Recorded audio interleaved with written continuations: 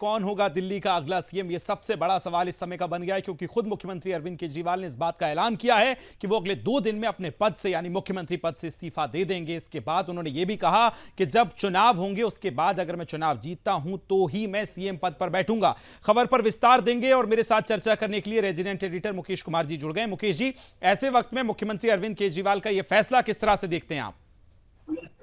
देखिए विकास, अभी जो अगला सीएम कौन बनेगा इसका सवाल नहीं है। दो चीजें टेक्निकल फंसी हुई है। अरविंद केजरीवाल इस्तीफा देंगे और इस्तीफा सिर्फ इसलिए नहीं देंगे कि जो संवैधानिक संकट है, पॉलिटिकली वो इस्तीफा देंगे और विधानसभा को भंग कर देंगे और वो चाहेंगे कि राज्यपाल है वो चुनाव की अनुशंसा करे, यानी 5 महीना पहले वो चुनाव कराएंगे और चुनाव में जाने के बाद अगर फिर से चुन के आते हैं तो मुख्यमंत्री बनेंगे। कोई दूसरा मुख्यमंत्री आम आदमी पार्टी से बनने वाला नहीं है, ये आप जान लीजिए। क्योंकि अभी जो है केवल अरविंद केजरीवाल को ये देखना है कि जो सिफारिश ये करेंगे विधानसभा को भंग करने के लिए, वो कानूनी तौर पे इसको एक्सेप्ट करेंगे कि नहीं करेंगे, क्योंकि कोर्ट ने जो जमानत की शर्त रखी है उसमें उन्हें सचिवालय नहीं जाना है और मुख्यमंत्री के रूप में कोई काम नहीं करना है। तो इस्तीफा देना और विधानसभा को भंग करने का जो काम है वो मुख्यमंत्री के रूप में ही वो कर सकते हैं। तो ये टेक्निकलिटी फंसी हुई है। अदरवाइज ये इस्तीफा देंगे और विधानसभा को भंग करने की सिफारिश कर देंगे ताकि 5 महीने पहले वो चुनाव हो जाए। फरवरी में कार्यकाल पूरा होने वाला है, तो कार्यकाल पूरा होने से पहले 5 महीने पहले ये इस्तीफा दे देंगे और चुनाव में जाने का ऐलान कर देंगे। तो नया मुख्यमंत्री बनाने का कोई सवाल ही नहीं है। कार्यकारी मुख्यमंत्री ये रहेंगे और उसी में जो है वो चुनाव होगा।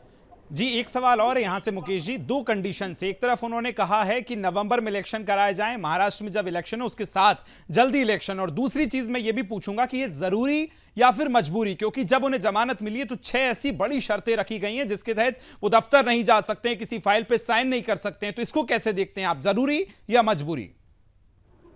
देखिए, ना जरूरी ना मजबूरी, ये राजनीति है और अरविंद केजरीवाल काफी सुलझे हुए राजनीति है। और ये देखिए, अरविंद केजरीवाल ने जो भी कुछ किया है वैसा कोई अभी तक राजनीतिक इतिहास में नहीं किया। वो पहले मुख्यमंत्री है इतिहास में ऐसे जिन्होंने मुख्यमंत्री रहते हुए जेल काटी है और लाख लोग उनको कहे, लाख प्रेशर हुआ, लेकिन उन्होंने इस्तीफा नहीं दिया। और आज जो स्थिति, अब जो बॉल जो है वो एलजी के पाले में है। अब एलजी को ये डिसाइड करना है कि ये अगर विधानसभा भंग करने की सिफारिश करते हैं तो वो लीगली उस सिफारिश को माने या नहीं माने।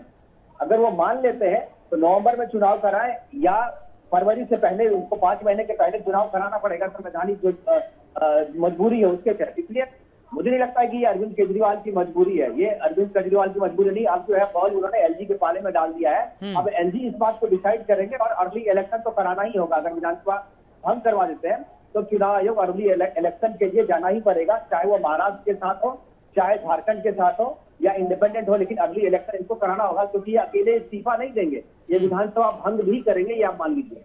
बिल्कुल, चलिए इस महत्वपूर्ण जानकारी को साझा करने के लिए बहुत धन्यवाद मुकेश जी, हमारे साथ जुड़ने के लिए।